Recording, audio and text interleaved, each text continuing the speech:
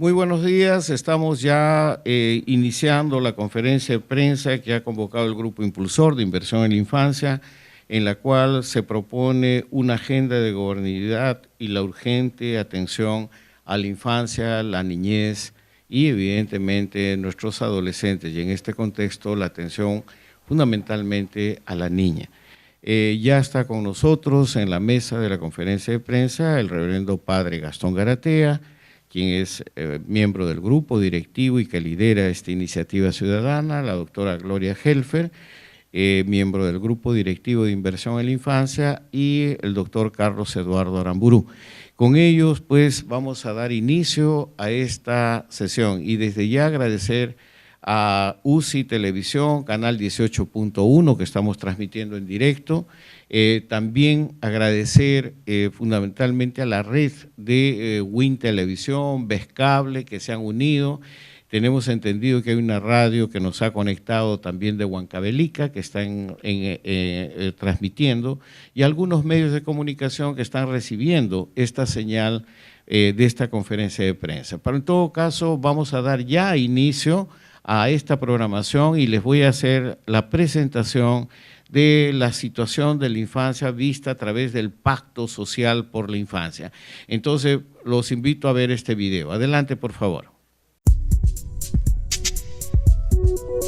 El Pacto Social por la Infancia, promovido por Inversión en la Infancia y la plataforma multipartidaria Infancia y Niñez del Congreso, compromete una acción social y una responsabilidad del Estado para hacer frente a la situación de pobreza y a la deuda social pendiente con la infancia y su niñez. Este pacto compromete una acción conjunta del Ejecutivo, el Poder Legislativo, los gobiernos regionales, provinciales y municipales, así como la sociedad civil y las organizaciones sociales de desarrollo. Las metas y compromisos del Pacto Social por la Infancia han sido incorporados por el Presidente de la República y el Primer Ministro en el Plan de Prioridades del Gobierno al 2021. Estas metas y compromisos son las siguientes. 1. Acción decidida contra la anemia y la desnutrición infantil. En el Perú, aún hay más de 700.000 niños menores de 3 años, 46,5%, que tienen anemia y más de 300.000 que sufren de desnutrición crónica, 12,2%. Los promedios nacionales de anemia y desnutrición, siendo altos, ocultan realidades más graves en distintas zonas del país. La meta país al 2021 es de reducir la anemia de 46% a 19%. Es importante que todos tengamos claro esta meta, tarea y desafío que nos compromete. 2. Educación pública que prioriza la infancia en el marco de realidades locales y regionales. Existe consenso en que la educación inicial para niños de 0 a 5 años es fundamental para su desarrollo integral que incluye nutrición, salud, desarrollo cognitivo, protección. Apenas el 10% del total de niños de esta edad reciben esta atención.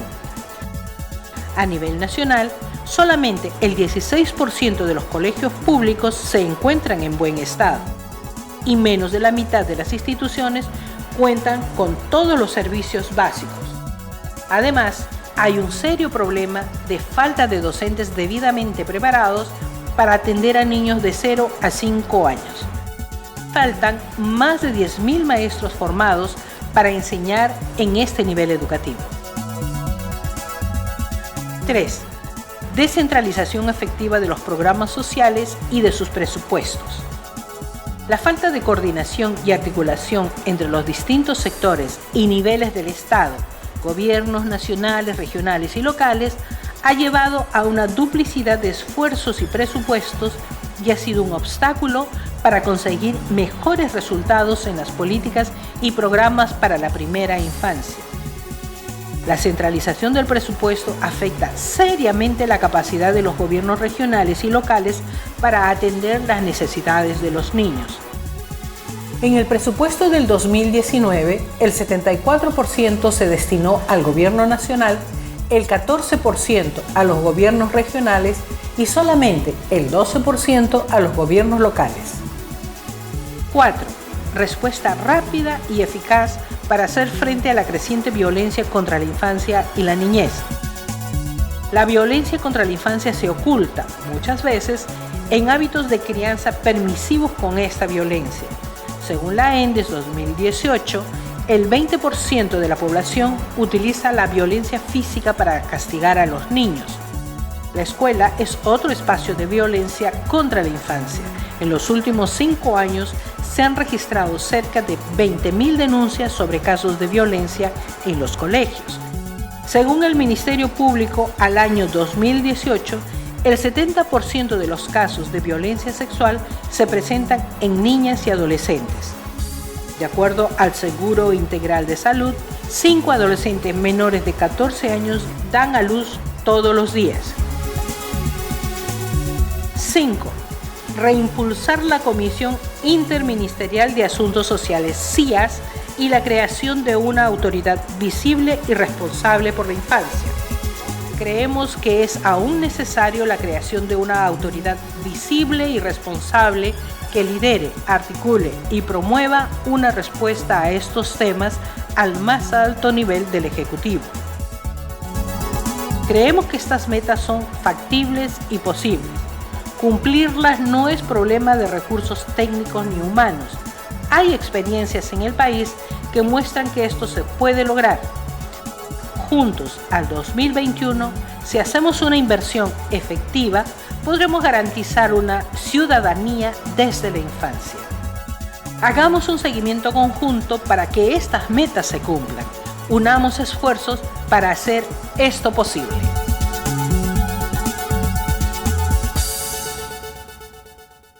Gracias, ya estamos de vuelta en este momento y solamente para mencionarles que estamos haciendo nuestra tarea. Estas metas del Pacto por la Infancia fueron analizadas durante el 5º Encuentro Nacional por la Infancia, la Niñez y la Adolescencia, en la cual analizamos cada una de ellas y se dieron conclusiones y recomendaciones para justamente tratar este tema. ¿Por qué una agenda nueva de gobernabilidad por la infancia? Llegamos a una conclusión fundamental: no podemos seguir haciendo más de lo mismo. Algo tiene que cambiar, y esto es una conclusión, una recomendación de todas las entidades participantes, del gobierno, del ejecutivo, de la sociedad civil, sector privado, en fin, todos aquellos que han estado presentes en este 5º encuentro, y después nuestra obligación ahora será distribuir este material a todos los sectores que correspondan. Damos también ya la bienvenida al ingeniero Salomón Lerner, miembro del Grupo Directivo de Inversión en la Infancia, que también se une a la mesa. Y sin más ni más, ¿por qué una nueva agenda de gobernabilidad por la infancia? Que es la pregunta central, y dejo con ustedes al padre Gastón Garatea. Adelante, padre. Bien, yo quisiera comenzar tomando en cuenta la realidad, ¿verdad? En esta realidad estamos en plena Navidad. Y la Navidad es siempre una fiesta importante para todos nosotros por la espera del Mesías, ¿no? Esto me parece interesante, cómo el pueblo judío esperó al Mesías con mucha esperanza, ¿no? Lo esperaban para que cambiara la situación. Y Jesús llega como el Mesías prometido, y llega para enfrentar los problemas reales que la gente tiene. Creo que esto es bien interesante que lo cojamos así, y en este caso, el caso de la infancia, es que cambie la situación de la infancia. A mí me parece importante ahí señalar y recalcar que no se trata del futuro, sino del presente. Los niños hoy día sienten, ríen, lloran, ¿no? Es decir, están viviendo una situación, la mayoría de los niños, una situación de mala calidad humana. Y nosotros somos conscientes de eso y queremos acompañarlos como sujetos de derecho, como personas humanas. Pero vivimos un escándalo nacional. Hace por lo menos 20 años que tenemos un 43% de niños desnutridos. Tenemos el asunto de la anemia, es un asunto terrible. Eso sí es frente al futuro, pero también frente al presente. Los niños no tienen la comprensión que podrían tener en su calidad de niños. Entonces tiramos todo para el futuro y el futuro no lo arreglamos. Nosotros somos un país de gente que no toma precauciones. Basta miren ustedes lo que está pasando ahora en la Costa Verde, ¿no? Se cae una cosa y se cae porque no se tomaron precauciones. Se dice que se ha caído porque ha habido mucha lluvia y se ha desmoronado eso. Es mentira. Eso está infiltrado de agua porque está mal hecha la producción de agua. Pero, digo, el escándalo de que tener 40 y tantos % de niños malnutridos en Perú es un escándalo que a nosotros nos corresponde como ciudadanos levantar la voz de protesta. Y esto hay que hacer algo que sea fuerte. Yo creo que en esto hay que ser muy conscientes de que hay que hacer algo extraordinario, ¿no? Porque lo que está pasando es algo extraordinario. No es posible que gente civilizada como nosotros tengamos 43% de niños desnutridos. Eso hay que enfrentarlo con medidas radicales. Y tiene que enfrentarlo el gobierno. Es un asunto de gobierno. No podemos esperar ni tirar esto para más atrás. Es cierto que nunca se ha hecho en el Perú, tanto por los niños como ahora. Es que aquí no se había hecho nada.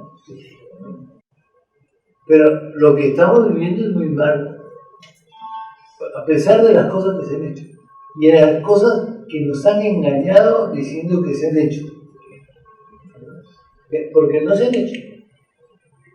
El dinero que estaba destinado hace 2 años para los niños no se empleó en los niños y desapareció.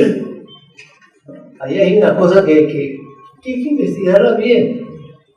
No podemos quedarnos pasivos.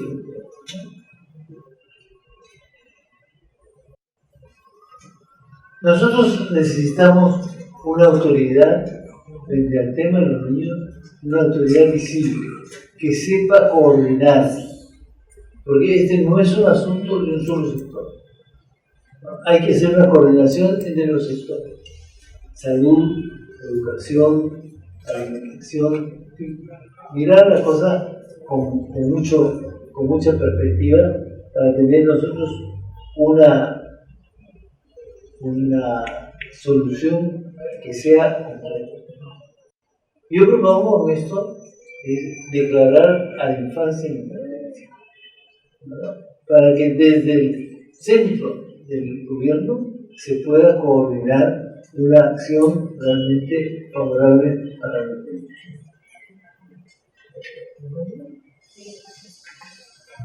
Gracias. Yo quisiera referirme brevemente a 3 temas. En la línea de lo que hemos venido conversando hace una década ya que este grupo está interesado y preocupado por el tema de infancia. Lo primero es el tema de brechas. Un deporte nacional es decir que todo lo hacemos mal y no es cierto. Perú ha sido el país de América Latina que ha tenido mayor éxito de disminuir la desnutrición crónica infantil. De 36 a 12, lo hemos reducido a la tercera parte en un poquito más de una década. Lo mismo no ocurrió con la anemia. La anemia, como ha dicho Pedro Garantía, se ha mantenido alrededor de 40, casi sin cambios en las últimas décadas. Y la primera pregunta, yo siendo académico me hago es, ¿por qué hemos podido con la desnutrición crónica y no con la anemia? Y es que la anemia tiene mucho más que ver con la cultura de la forma de población. Y eso es una lección que tenemos que aprender todos. Creo que hay que exigir al Ejecutivo que haga lo que tiene que hacer, el Congreso que haga lo que tiene que hacer. pero hay que trabajar con las familias. Porque las familias son en definitiva la entidad, la instancia en la cual se debe acoger, criar y mejorar las condiciones de salud del niño. Y empiezo por este tema para luego hablar un poquito más de brechas y de la parte de gestión. Yo trabajo mucho los temas de estadística y de información social. Puedes conseguir información por distrito, por centro poblado, por provincia, por departamento, por vivienda. ¿Saben qué estadística no hay en el país? Estadística de familia. La familia es invisible. Yo les pregunto cuántas familias tienen madres o padres con discapacidad. ¿Cuántas familias en el Perú están acá de una mujer sola? Está aumentando, dicho sea de paso. Ya es un 30% de zonas como Lima. Una mamá con 3 o 4 hijos que tiene que lidiar todos los días con una carga social muy, muy difícil. Y la familia es una dimensión también que a veces olvidamos, y el tema del afecto. Yo creo que y es justo reconocerlo, que este grupo ha trabajado mucho los indicadores de salud. Hay indicadores que son tan importantes como los de salud y más difíciles de medir: el afecto, el cariño. Las investigaciones que hemos hecho en la universidad demuestran que un predictor de inconducta y de violencia futura es si al niño lo quisieron o no lo quisieron en la infancia. El tema del afecto es fundamental. Y no es que no exista afecto en los sectores populares, sino que a veces no hay tiempo de que ese afecto se materialice. Entonces, una propuesta, la primera, es que creo que es bien importante que reclamemos como grupo de sociedad civil que empiece a trabajarse estadísticas de familias. Pero más que eso, un mapa de familias vulnerables.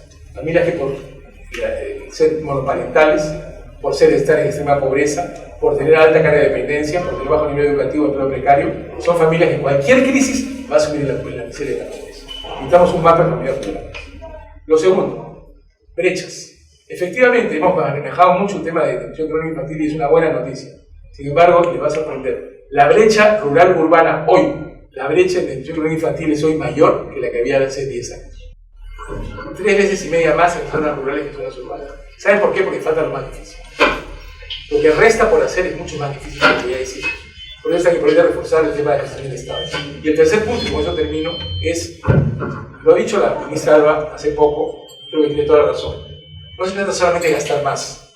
Yo he trabajado muchos años en el sector público y en el sector privado. Me acuerdo que la respuesta más frecuente de por qué no se hacer tal cosa es: no hay plata. Mentira, plata hay.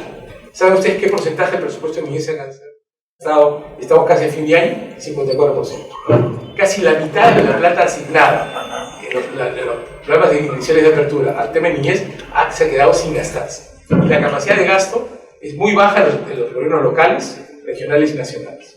Es un crimen que el país de la gastronomía tenga 40% de nivel. Eso es incomprensible, ¿verdad? O sea, vendemos desde fuera Gastón Acuri, bueno que así lo hagamos, pero no vendemos al niño de niño, o el niño como niño. El tema de gestión primero, entonces, es un tema de que tenemos que gastar no solamente más, sino gastar mejor. Lo segundo es los niveles de gobierno. Hace un par de años hicimos un estudio sobre capacidad de gestión de gobiernos regionales. Lo primero que encontramos, y ojalá eso no lo repita, es que el 80% de los funcionarios claves del gobierno regional cambiaban en cada elección. Se iban todos hasta que barría la esquina.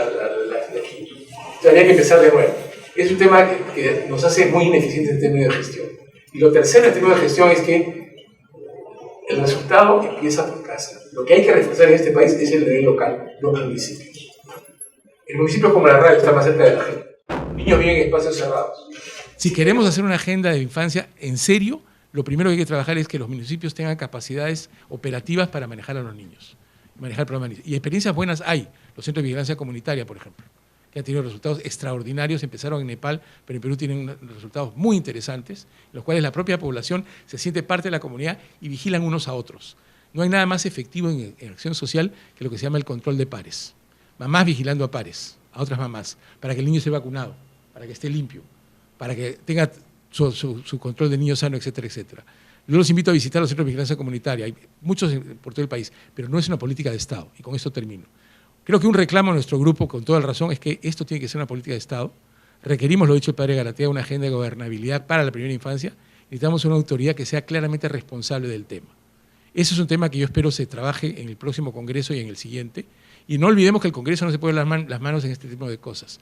La labor del Congreso es fiscalizar, no solamente quién es el corrupto y a cuánto lo metemos de años de cárcel, sino qué se está logrando con la plata invertida en anemia, en desnutrición, en vacunación, en calidad educativa. Necesitamos metas sociales claras, con un presupuesto asignado, y el Congreso tiene que vigilar que esas metas se cumplan. ¿Saben por qué? Porque que aprendamos de Chile y de Colombia y de México en estos días. Los promedios son la mejor manera de engañar al ingenuo. Lo que importa son las brechas. Si mejoramos promedios y no mejoramos brechas, la gobernabilidad sufre. Y eso es fundamental, porque queremos un país en paz. Gracias. Padre. Salomón. Ingeniero Lerner. Creo que lo que nos ha explicado el doctor Aramburú es una cosa sumamente interesante, muy importante, y creo que el indicador nuestro es que estamos luchando por una educación en el Perú. Y la pregunta que nos hacemos, ¿cómo educamos a 700.000 niños que no tienen la capacidad cognitiva para poder desarrollarse? Entonces, ¿por qué no cambiar, ¿no? Que solo la educación nos va a salvar, sino solo disminuyendo o acabando con la anemia vamos a tener una mejor educación en el Perú? Eso para comenzar como marco de fondo. Lo segundo, creo que Gastón nos ha dado lo que es la línea. La línea es que si no hay una autoridad que realmente maneje esto con un pacto social, con la sociedad en conjunto, esto no va a caminar. Esto es la política de hace 20, 25 años que termina en 42.3% de anemia en el Perú, 12% de desnutrición. Como lo dijo probablemente el doctor Aramburú, esa desnutrición crónica posiblemente en un porcentaje muy alto, que ya no se puede hacer mucho por ella. Pero creo que aquí fundamentalmente en Inversión por la Infancia hemos tenido planes pilotos muy interesantes cuando ha habido liderazgo de los gobiernos regionales, liderazgo de los municipios, liderazgo de los alcaldes provinciales, distritales en cada una de las regiones del país. Y eso es lo que creo que se tiene que encomendar. El Ministerio de Economía y Finanzas sí dice los porcentajes no se han gastado, pero ¿ha habido las escoltas necesarias, lo que se pide para que se fiscalice ese gasto? Esa es una pregunta que nos hacemos. ¿Ha habido esas promotoras que hemos visto en algunas regiones, como en el gobierno regional de Piura, que 150 promotoras salían a las casas para alimentar a esos niños, para acabar con las anemias? Esas son las preguntas que tenemos que hacer. ¿Cómo se fiscaliza? ¿Cómo hay escoltas que vayan a hacer el trabajo para justamente eliminar, disminuir el problema de la anemia y el problema de la desnutrición? Creo que en esa tarea está Inversión por la Infancia, y en esa tarea la sociedad civil, los empresarios privados con el Estado deben trabajar conjuntamente para poder salir adelante. Creo que, otra vez para terminar, esa figura que hoy día nos estamos todos impresionando, si no tenemos educación no vamos a salir adelante, yo creo que tenemos que decir, sin la anemia no va a haber buena educación en el Perú.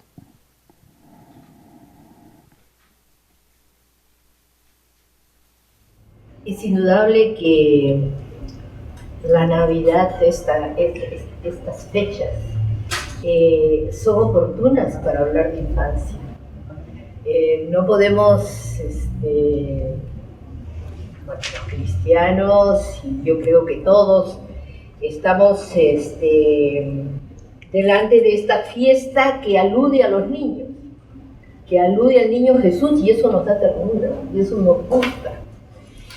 Bueno, pues es una ocasión extraordinaria para pensar quiénes son los Jesucitos de este tiempo, quiénes son las niñas y niños que hoy día están arrancando esta vida en estas condiciones. Y yo creo que nosotros tenemos muchos temas que son fuertes. El tema de las brechas, el tema de las diferencias, el tema de que unos tienen y los otros no tienen. Yo creo que si aspiramos que para todos en la vida tienen derecho a tener el mismo punto de partida, el mismo arranque, las mismas condiciones, eso es un desafío de la gestión. Lo ha dicho cada uno de los presentes en esta mesa. Y nosotros en la inversión en la infancia lo hemos trabajado durante años. Existe esto es el quinto encuentro, donde con las más altas autoridades se ha visto esta agenda de gobernabilidad por la infancia y por la niñez. Y ahí está escrito, y además está registrado en y lo pueden ustedes ver. Yo no soy de las personas que creen que hay mala voluntad. Cuando yo escucho ministra de Economía, María Antonieta, anoche, yo digo, esta mujer sí tiene ganas de hacer las cosas bien, ¿no? Y hay el recurso. Entonces nosotros tenemos un enorme desafío, que es el desafío de la gestión y de acercar esa gestión, como lo ha planteado hace unos instantes Salomón, acercarlo a estos gobiernos cercanos, a los gobiernos locales, que cuando hemos trabajado eso se ha probado, y hay muchas experiencias que vale la pena conocer, que eso funciona. Entonces, lo que nuestro compromiso en estas Navidades, imbuidos en este ambiente de afecto y de ternura por los niños, quisiéramos hacer un compromiso para ser más eficientes, para ser más exigentes, para estar muchísimo más atentos de lo que está transcurriendo, más vigilantes, y convocar para ello. Pero para eso hay algo que nosotros hemos reiterado siempre, y siempre lo vemos como que estuviera alejado, y no logramos, hay otras cosas que las vemos más cerca, no logramos ver con claridad quién es responsable, quién va a dar la cara frente al país si las cifras de anemia y de desnutrición se mantienen, si el desafecto, que es tan importante, si la desatención a las familias, que son las encargadas de tratar directamente con los niños, no se cumplen como está establecido en todos los acuerdos y en todos los planes y en todos los proyectos que tiene el Estado. Entonces, eso nosotros quisiéramos ver y que se precise, y vamos a insistir en eso, necesitamos autoridad visible para poder ver y abordar todo esto integralmente, educación, salud, seguridad, todo lo que nosotros estamos aspirando para estos pequeños niños que hoy día concitan nuestra atención. Bien, muchísimas gracias Gloria, muchísimas gracias Padre Carlos Eduardo, Salomón. Y yo creo que es muy importante lo que he mencionado, cada una de las intervenciones, sobre todo en la necesidad urgente de una agenda de gobernabilidad por la infancia. Y creo que, reiterando, haciendo una conclusión, fundamentalmente tiene que ver con la necesidad de tener una agenda, un plan medible, que podamos hacer seguimiento y que podamos tener resultados y que podamos realmente ejercer nuestro derecho de hacer una vigilancia de esto para que se cumplan estos compromisos con la infancia. Quiero destacar que en el grupo, en el público, está con nosotros también la doctora Madeleine Zúñiga, que es miembro del grupo directivo de inversión en la infancia. También está el señor Håkan Gilbert, que es director de la agencia de Dispulse, Fundación Dispulse. Está con nosotros también Andrea Lanata, que es miembro también del grupo de inversión en la infancia. Bienvenidos a todos, y algunos colegas de comunicación, de medios, que están aquí con nosotros. Seguimos la transmisión vía a través de UCI Noticias y otras redes que se han asociado en este momento. ¿Tenemos alguna consulta, alguna pregunta? Porque me están llegando también preguntas de parte del público. Sí, nuestra colega de Perú 21. Adelante, por favor. ¿Qué tal? Buenas tardes, como todos. Mi consulta es, ¿cuál es la propuesta o cómo se va a hacer llegar este pedido, este llamado de atención al Estado? ¿Cómo se va a hacer llegar a los ministerios competentes, sobre todo para los problemas que se han mencionado, como lo son la anemia y la desnutrición crónica? Creo que la función de la sociedad civil es justamente insistir, a través de ustedes, que tienen más fuerza que nosotros los medios, de por qué son estas cosas importantes, ¿no? Hay que reconocer que hemos tenido por lo menos 2 años, y quizás un poco más, en que, y no quiero minimizar el tema, en que la prensa, la televisión, los medios han estado obsesionados por el tema de corrupción, que es un tema clave, tema importante. Pero a veces olvidamos lo que es importante por lo que es urgente. No hay duda que es urgente combatir la corrupción. Pero yo siempre me pregunto con menos corrupción, ¿no estarían mejor nuestros niños? Hay que rescatar las agendas de largo y mediano plazo como política de Estado. Entonces yo creo que lo que necesitamos aquí, por eso agradecemos su presencia, es una alianza entre medios y sociedad civil, conformada por gente además que tiene diferentes experiencias para poder hacer que esto insista. La democracia verdadera no es votar cada 5 años. La democracia verdadera es que la sociedad civil esté organizada para insistir en los temas que nos parecen importantes. Yo creo que nosotros tenemos que tener una campaña que hace 10 años la tenemos y hay que continuarla para que este tema de la autoridad visible y responsable, que este tema de que las infancias tengan metas claras y ese tema de que los gobiernos locales tienen que ser reforzados, sea una agenda que nos comprometa no solamente al Ejecutivo y al Congreso, a la sociedad civil y a los medios de comunicación como ustedes para poder estar trabajando. Esa es una chamba que hay que hacerla desde ya. Gracias. Sí, perdón, adelante, adelante. Si bien es cierto, no ha habido en los últimos años una continuidad en cuanto a la lucha contra la anemia. Ha habido campañas de casa por casa, ¿no? En las zonas incluso más vulnerables del país se ha llegado a varios sectores donde antes no habían estas visitas por las brigadas de salud. ¿Qué más o qué propuestas concretas podrían sugerir de repente para el 2020? Sí, muchas gracias por esta pregunta, creo que es muy importante. Hemos visto en los medios de comunicación que la empresa privada también se está jugando por este tema, ¿no? Esta campaña de ponle puncha al hierro, que es importantísima en el asunto de la anemia, de combatir la anemia, trae otras acciones de la sociedad civil, de la empresa privada, pero también acciones del Estado con la sociedad civil.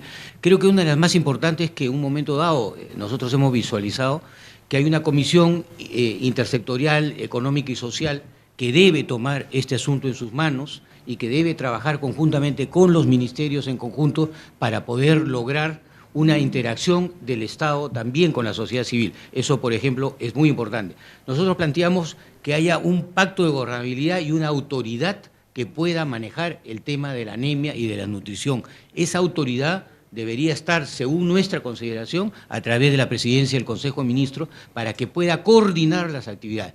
Y luego hay una asamblea regional en donde están todos los gobiernos regionales, en donde coordinan justamente con la Presidencia de la República y con la Presidencia del Consejo de Ministros, en donde se tiene que dar pautas, metas muy claras y objetivos de fiscalización con ellos para que los gobiernos regionales, con sus diferentes instancias municipales y distritales, puedan llegar justamente a alcanzar estas reducciones que ellos se plantean y que esas metas no se cumplen hasta el día de hoy en estos últimos 3 años y seguimos manteniendo ese 42.3 de anemia sobre todo y la desnutrición en el 12%.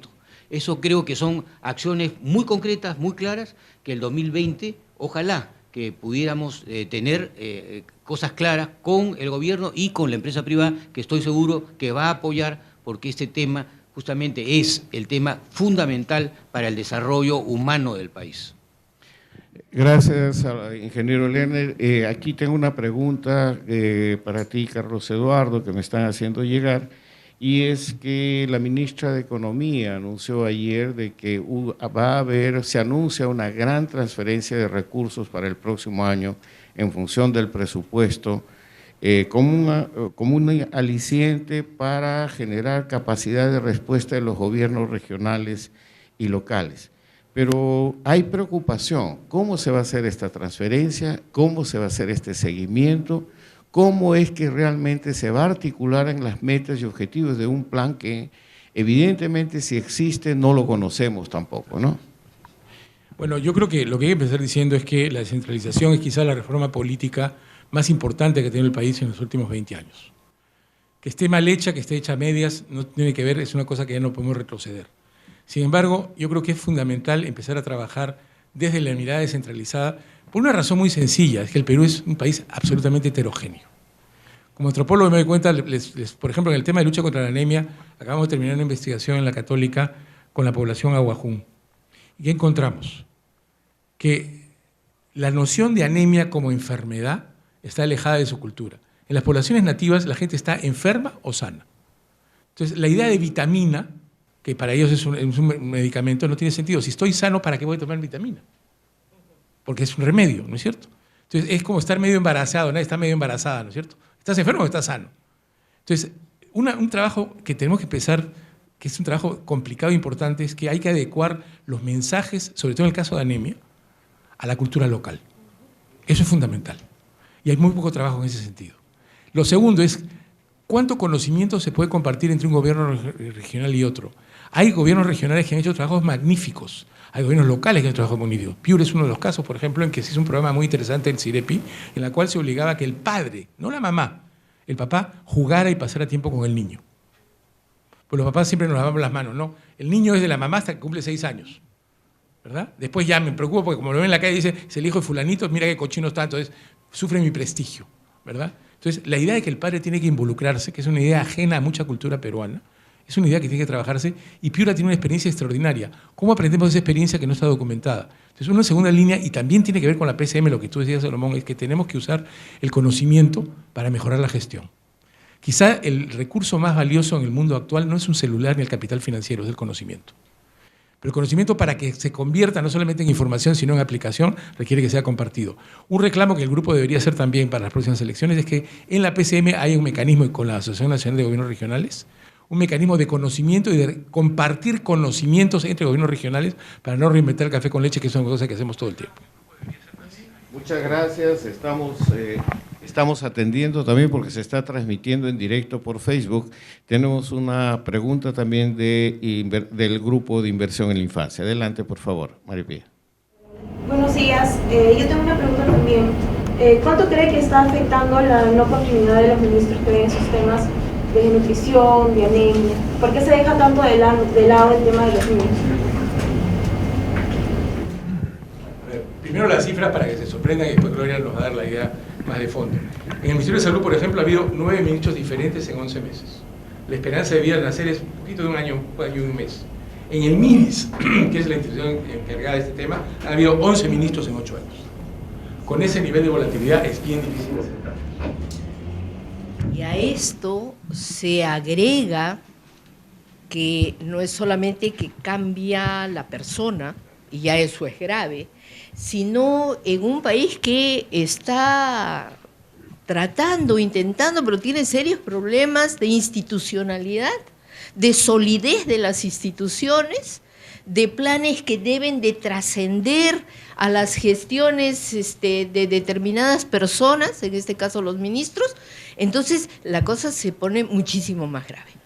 Entonces, sí, nosotros quisiéramos que los ministros duraran más, pero sobre todo quisiéramos que se desarrollara una institucionalidad suficientemente fuerte como para que resista y se sostenga y se mantengan los planes que son los que están pactados, que son los que están acordados y que están expresados en los presupuestos, y que además tienen que acompañar lo que son las buenas experiencias, porque ni siquiera somos un país que no sabe lo que hay que hacer.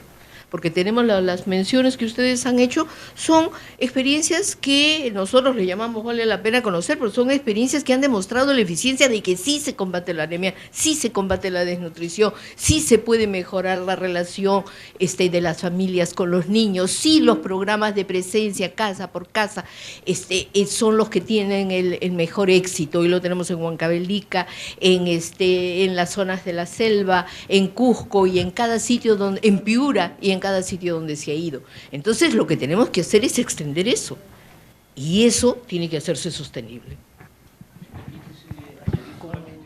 Adelante, ingeniero.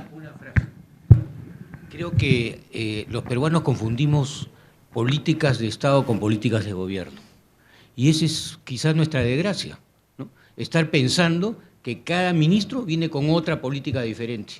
La política es una sola, una política de Estado es bajar la anemia y bajar la desnutrición. La política de gobierno es implementar esa política de Estado, acordada en el Acuerdo Nacional, acordada a través de la Presidencia del Consejo de Ministros, acordada y responsabilizada en los gobiernos que están actuando, que tienen que continuar esa política de Estado. Y eso no podemos nosotros decirle, hay 11, hay 8, hay 9. Esa es la política, y eso es lo que hay que continuar. Si nosotros seguimos cambiando, además de ministros, políticas de gobierno, y no respetamos las políticas de Estado, vamos a seguir como hemos estado estos 20 años, sistemáticamente en 42.3 de anemia y en 12% de desnutrición.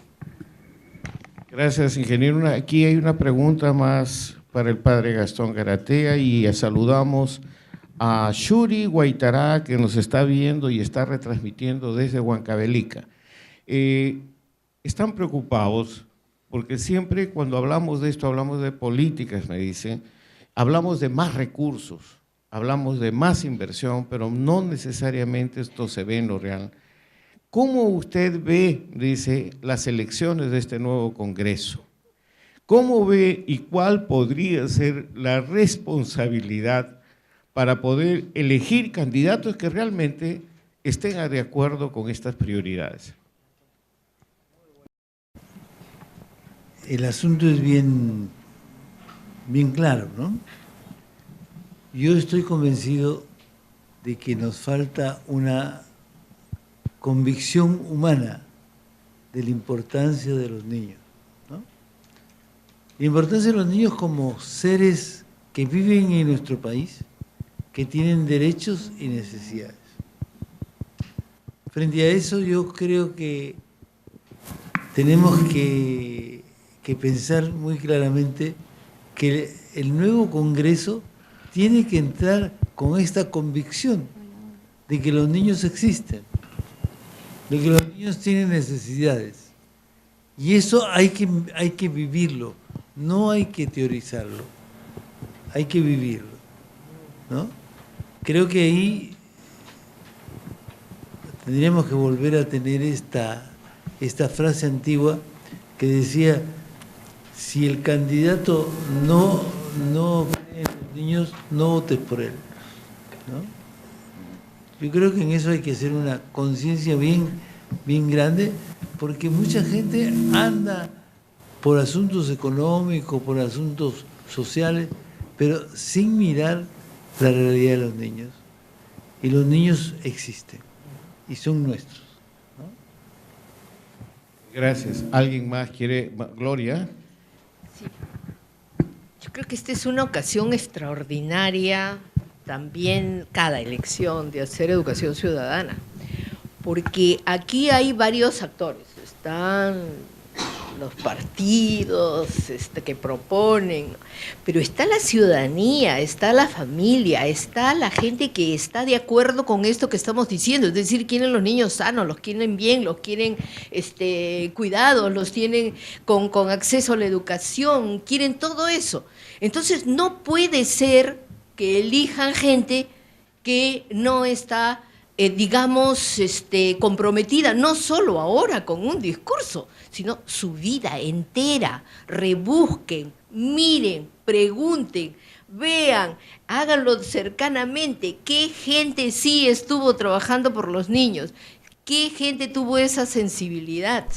Y esos los podemos elegir porque ya sabemos que demostraron con su vida y con su práctica.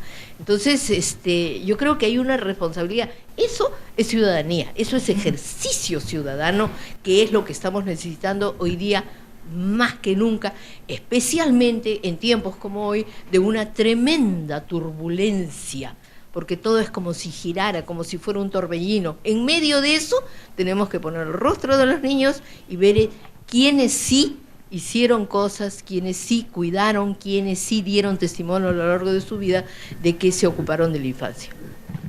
Gracias. Tenemos en la sala, en los visitantes, la pregunta de Carlos Arana, por favor. Sí, quería preguntarle en principio dos preguntas al ingeniero Salomón Lerner. ¿Cuál es la participación del sector público en esta agenda de gobernabilidad? ¿Cómo ve las perspectivas de la participación del sector público? Del sector privado, disculpe, del sector privado en esta agenda de gobernabilidad que se está proponiendo. Y en segundo lugar, tanto para el padre como para el doctor Aramburu, ante esta situación de pesimismo, ante tanta corrupción, ante tanta debacle que seguramente desanima a hacer cosas, ¿no? ¿Qué perspectiva se puede ver? ¿Se puede repensar en un mejorar el ánimo? ¿Cuáles serían las ideas, fuerzas para cambiar esta situación de desánimo, de pesadumbre, y que seguramente hace que seguramente no se tenga mucha intención y motivación para hacer cosas por los niños? Y como digo, los niños no esperan, los niños día a día siguen creciendo. Ingeniero Lerner, por favor.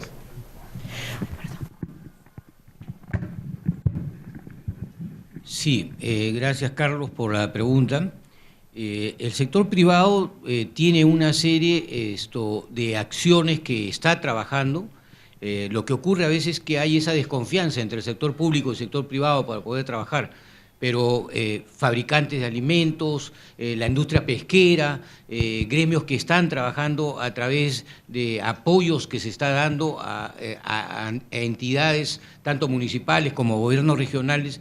Hay ese trabajo y hay la forma de cómo intensificar ese trabajo de apoyo de los sectores privados. Indudablemente tienen que venir las políticas muy claras a partir de planes y objetivos muy claros que el Estado tiene que determinar. Pero hay el afán del sector privado de dar todo su apoyo a estas medidas. Es la parte de las directrices que tiene que recibir para que el sector privado pueda ampliar esas necesidades que son urgentes para poder ayudar a que estos tremendos males que estamos padeciendo puedan ser realmente disminuidos o eliminados completamente.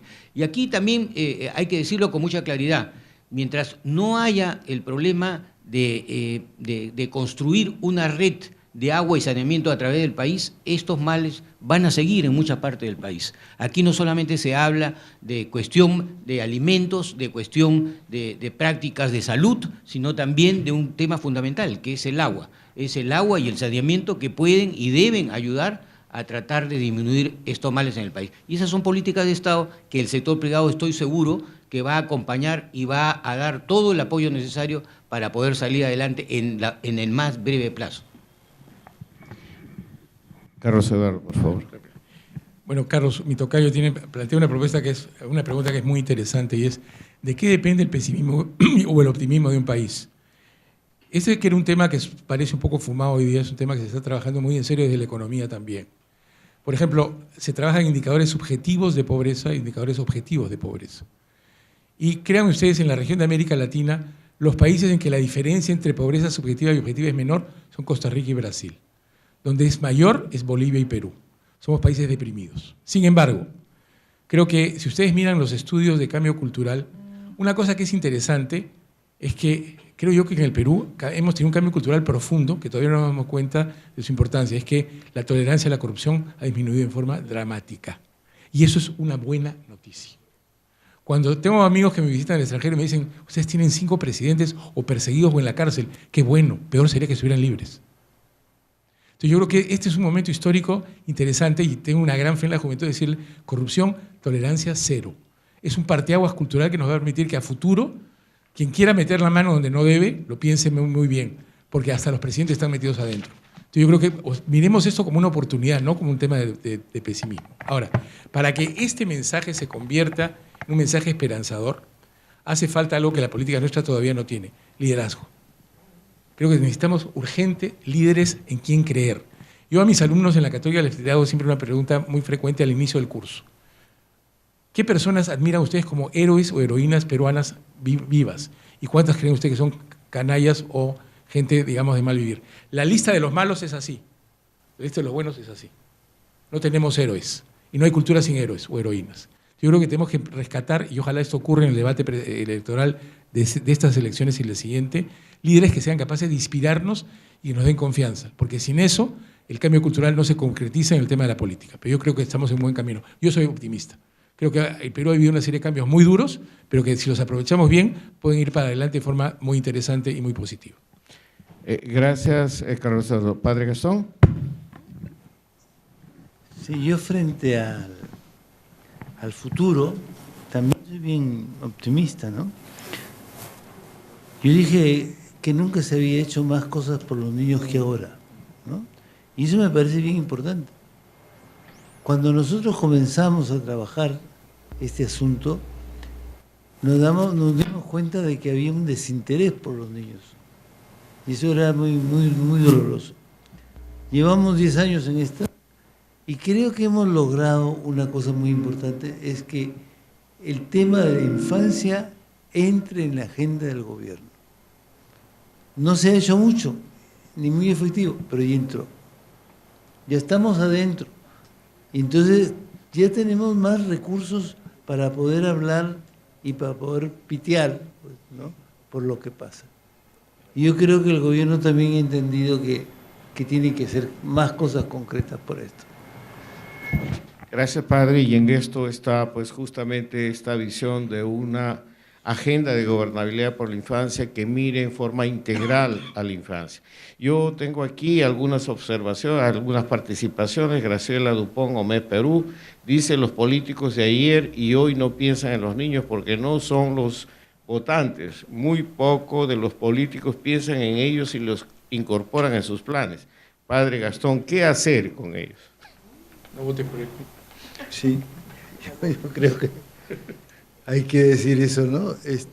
Si no piensas en los niños, salte, ¿no?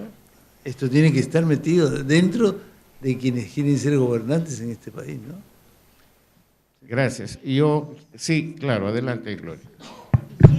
Y hay una cosa, ¿verdad? Con tal de mover la voluntad de los políticos, mucho ojo y mucha atención, porque esta es una época donde los niños y los adolescentes son actores y están empezando a hablar y están empezando a hablar fuerte.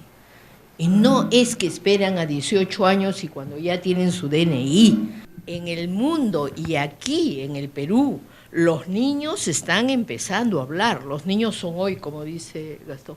Bueno, los niños en el Perú están hablando de las cosas que les interesa y les interesa esto, igual punto de partida para todos, y les interesa un planeta que los acoja, porque son ellos los que van a vivir en eso. Entonces, cada vez más tempranamente, yo creo que los políticos, soy una optimista también, ¿no?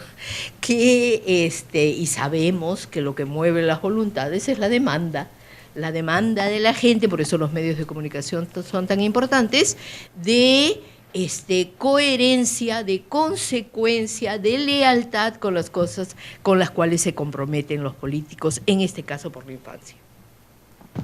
Muchas gracias, Gloria. Yo quiero destacar nuevamente que dentro del público también está nuestra querida Andrea Lanata. Esperamos pues que realmente podemos tener una representación en el Congreso.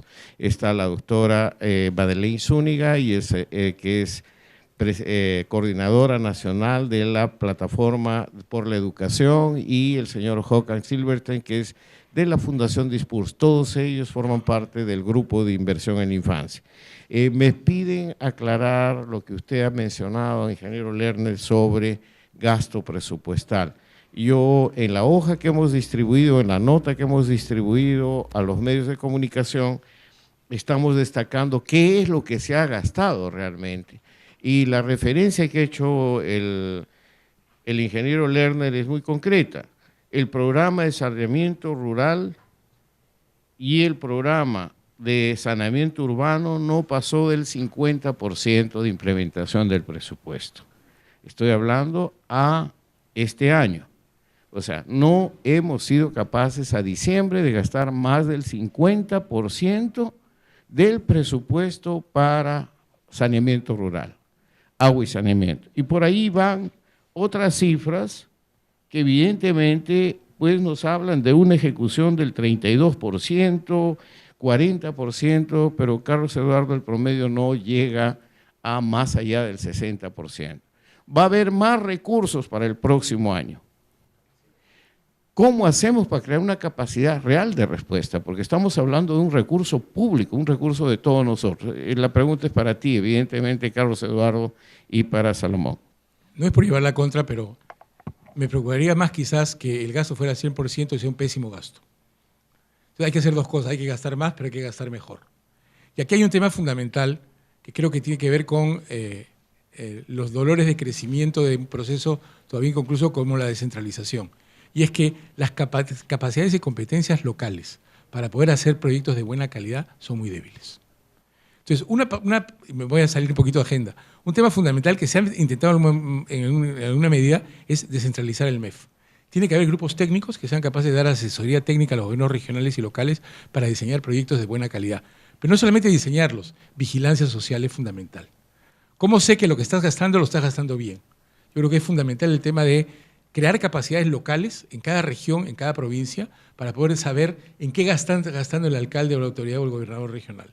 Entonces yo creo que por un lado es importante la asistencia técnica de los funcionarios del nivel central, que tienen un gran nivel técnico, pero que no quieren ir a provincias, para poder apoyar las iniciativas de inversión que tienen gobiernos regionales y gobiernos locales. Y lo segundo, un sistema de vigilancia, en la que el Congreso tiene que cumplir una función, pero también las unidades locales. Y yo me atrevería a decir que una instancia que hemos subutilizado y que tiene presencia a nivel nacional por distritos es la Mesa de Lucha contra la Pobreza. Ese es un tejido de gente independiente. Cuando he hecho el trabajo de campo, la mayor parte de los casos son de primer nivel, pero que no tienen entre sus atribuciones vigilar el gasto social. Entonces, creo que, y permíteme un poquito de publicher en ese sentido, si ustedes analizan los grandes cambios en los cambios sociales en la historia, vean ustedes el movimiento de los derechos de la mujer, los movimientos por el derecho a la vida y a la salud, los movimientos en favor de las opciones sexuales, los movimientos ambientalistas. Ninguno fue inventado por un gobierno, nunca. Fueron la sociedad civil organizada la que empezaron estas iniciativas. Yo le tengo una gran fe al esfuerzo que tiene la sociedad civil en alianza con el sector privado para poder sacar agendas nuevas. Y una agenda nueva, creo yo, es cómo hacemos más eficiente la gestión desde el punto de vista de la inversión social para que no solamente gastemos más, sino gastemos mejor, como ha dicho la ministra Alba. Gracias. Ingeniero Lerner. Bueno, si revisamos los índices, que no es solamente de la parte del MIDIS, sino de toda una serie de gastos, y vemos los índices de lo que se ha alcanzado, por ejemplo, en el programa de articulación nutricional, 34% solamente del gasto en el año 2019. 48% en la lucha contra la violencia familiar, 48% del gasto, ¿no? Y así seguimos. Podemos hablar la atención oportuna en niñas y adolescentes en presunto estado de abandono, solo 56%. Entonces no es solamente calidad, estoy de acuerdo con Carlos Eduardo que hay que mejorar la calidad del gasto, pero también es ejecución del gasto. Y en esto las ejecutoras del gasto son parte importante para poder llevar adelante digamos, flagelo, esta lucha que tenemos que hacer con ellos. Yo quiero darles solamente una pincelada un poquito diferente a lo que, digamos, ¿por qué no poder aspirar? Yo lo pongo en el deporte. Nosotros tenemos 2 jugadores tipos que salieron del deporte, que también tenían problemas nutricionales cuando tenían 14, 15 años, y los comenzamos a dar vitaminas, le damos una casa en donde ellos podían estar concentrados, le damos cariño, le dimos aprecio, los entrenamos, les dimos dirección. Y miren los éxitos de esos jugadores que hoy día son fuertes, son grandes y triunfan en cualquier liga del mundo. Paolo Guerrero, Jefferson Falsán. Son ejemplos de cómo se puede trabajar con todos los aspectos en donde puede, desde la niñez, el aprecio, el cariño, la nutrición, entrenarlos para que sean realmente espíritus de combate y que salgan a luchar por su nueva vida. Y así se ha conseguido. ¿Por qué no tener esos ejemplos para más adelante que los niños en el Perú puedan triunfar? No solamente en el deporte, puedan triunfar en las matemáticas, puedan triunfar en la educación, en la ciencia, en la tecnología. Y en el arte, ¿no? Como dice Carlos Eduardo, añade, y eso es parte de esa formación. Pero si no sabemos gastar y no tenemos, digamos, un gasto eficiente, no vamos a llegar adelante. Pero hemos dado prueba que sí podemos. Creo que hay elementos, ingeniero, de que es necesario tener una agenda de gobernabilidad por la infancia con metas claras, resultados que nos permitan medir y sobre todo una vigilancia ciudadana de nuestro lado, de sociedad civil y de cada sector social que tenga que participar y trabajar directamente. Hemos cumplido esta jornada y ya estamos agradeciendo a UCI Noticias por la transmisión simultánea y a todas las redes que se han incorporado, inclusive veo radios de provincias. Yo dejo muy brevemente al padre Gastón para su mensaje final.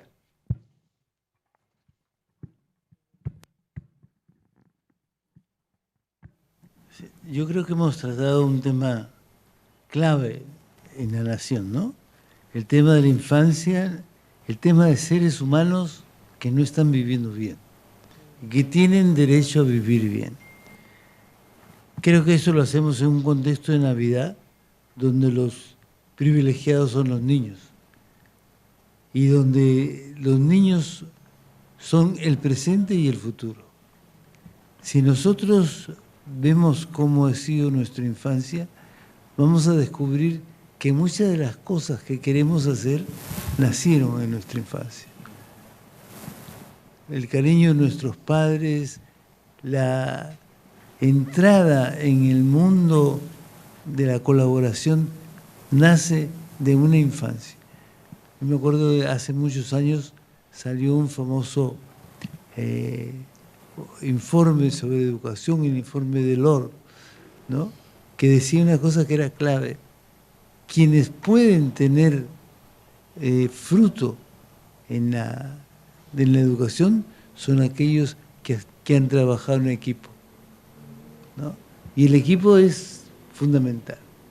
Por eso, ojalá podamos tener una educación de equipo, una educación de respeto mutuo y una educación gozosa para poder replicar ese gozo. Muchas gracias. Gracias, Padre Gastón. Un aplauso para todos. Y con esto realmente estamos ya despidiendo esta transmisión, mencionándoles que vamos a repetir íntegramente esta conferencia de prensa y la anunciaremos en las próximas horas. Muchísimas gracias a ustedes, muchas gracias a UCI Noticias y a todas las redes que nos han acompañado. Hasta luego.